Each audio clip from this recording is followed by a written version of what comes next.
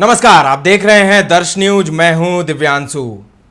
लोकसभा चुनाव के सभी 7 चरणों के चुनाव संपन्न हो चुके हैं और चुनाव संपन्न होते ही अलग अलग न्यूज चैनल्स एग्जिट पोल निकाल रहे हैं, एग्जिट पोल जारी कर रहे हैं। शनिवार को अंतिम चरण में बिहार की 8 सीटों पर मतदान का काम पूरा हो गया। शाम 6:30 बजे के बाद चुनाव आयोग ने एग्जिट पोल पर लगी रोक हटा लिया। इसके साथ ही विभिन्न सर्वे एजेंसियों के आंकड़े सामने आने लगे हैं। एक एजेंसी स्कूल ऑफ पॉलिटिक्स के सर्वे के अनुसार बिहार में एनडीए को फिर से भारी बढ़त मिलती दिख रही है। एजेंसी के अनुसार एनडीए को बिहार में 1 सीट का नुकसान होता दिख रहा है। फिर भी राज्य की 40 में से 38 लोकसभा सीटों पर बीजेपी, जेडीयू, एलजेपी-आर, हम और आरएलएम के उम्मीदवारों की जीत का अनुमान है। 1 सीट कांग्रेस पार्टी को मिल रही है तो 1 सीट आरजेडी को मिलती दिख रही है। इस एजेंसी के अनुसार बिहार में वाम दलों और मुकेश सहनी की पार्टी वीआईपी का खाता भी नहीं खुलने जा रहा है। स्कूल ऑफ पॉलिटिक्स का यह भी दावा है कि एजेंसी ने बेहद ही बारीक तरीके से यहां पर सर्वे किया है। स्कूल ऑफ पॉलिटिक्स के आंकड़ों के अनुसार किशनगंज और जहानाबाद को छोड़कर बिहार की सभी 38 सीटें एनडीए के खाते में जा रही हैं। किशनगंज में फिर से कांग्रेस का कब्जा बरकरार रहेगा। कांग्रेस प्रत्याशी मोहम्मद जावेद आजाद ने 2019 के लोकसभा चुनाव में महागठबंधन की लाज बचाई थी। इस बार भी कांग्रेस ने उन्हें उतारा है। एजेंसी के सर्वे के अनुसार जावेद आजाद एनडीए के जेडीयू प्रत्याशी मुजाहिद आलम को पराजित करके किशनगंज जीतकर इंडिया गठबंधन की झोली में डालेंगे। जहानाबाद में जेडीयू के चंद्रेश्वर प्रसाद चंद्रवंशी चुनाव हार रहे हैं। आरजेडी के उम्मीदवार सुरेंद्र यादव यह सीट निकाल लेंगे। पिछले चुनाव में मात्र 1751 वोटों से वह चुनाव हार गए थे। उनकी जीत से बिहार में आरजेडी का खाता खुलता दिख रहा है। हालांकि जहानाबाद में बीएसपी से पूर्व सांसद अरुण कुमार भी चुनाव लड़ रहे हैं और इन्हीं अरुण कुमार के चलते एज मिल रहा है सुरेंद्र यादव को।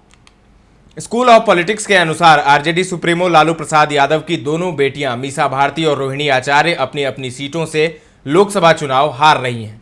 बड़ी बेटी मीसा भारती को पाटलिपुत्रा में बीजेपी के रामकृपाल यादव और छोटी बेटी रोहिणी आचार्य को सारण लोकसभा सीट पर बीजेपी के राजीव प्रताप रूडी से मात मिलती दिख रही है। काराकाट की चर्चित सीट पर पवन सिंह भी चुनाव हार रहे हैं। इस सीट पर एनडीए उम्मीदवार और राष्ट्रीय लोक मोर्चा के राष्ट्रीय अध्यक्ष उपेंद्र कुशवाहा जीतते दिखाई पड़ रहे हैं। एजेंसी के अनुसार पूर्णिया की हॉट सीट पर पप्पू यादव चुनाव हार रहे हैं। वहां जेडीयू के संतोष कुशवाहा जीत रहे हैं।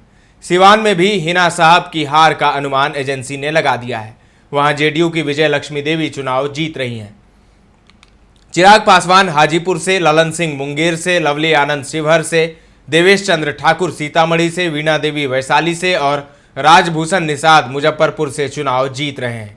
मुकेश सहनी के तीनों उम्मीदवार चुनाव हार रहे हैं। तो स्कूल ऑफ पॉलिटिक्स के सर्वे के अनुसार 38 सीट पर बीजेपी जीत रही है, लेकिन अलग अलग सर्वे में अलग अलग आंकड़े भी आ रहे हैं। कुछ सर्वे में ये कहा जा रहा है कि बीजेपी 30 से 32 सीट जीतेगी, 8 से 10 सीट इंडिया गठबंधन अपनी झोली में डालेगी।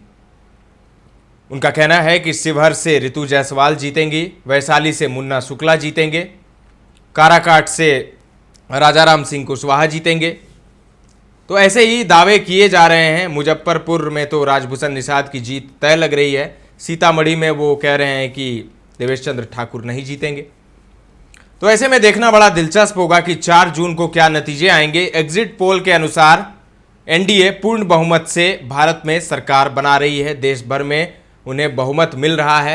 बिहार की बात करें तो बिहार में भी 30 से ऊपर सीटें तो आ ही रही है एनडीए को। हालांकि 30 से ऊपर सीटें आती है, 30-32 तो भी नुकसान है एनडीए का, क्योंकि पिछली बार 39 सीटों पर जीत दर्ज की थी। तो अब देखिए क्या होता है। दावे तो तमाम किए जा रहे हैं। आज ही मल्लिकार्जुन खड़गे ने दावा किया कि 295 सीटें इंडिया गठबंधन जीत रही है। उसके बाद पीएम मोदी ने हमला भी बोला इंडी गठबंधन पर।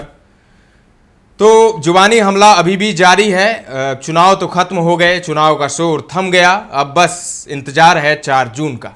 देखिए क्या नतीजे आते हैं। फिलहाल के लिए इतना ही। तमाम अपडेट्स देते रहेंगे। बने रहें दर्श न्यूज के साथ।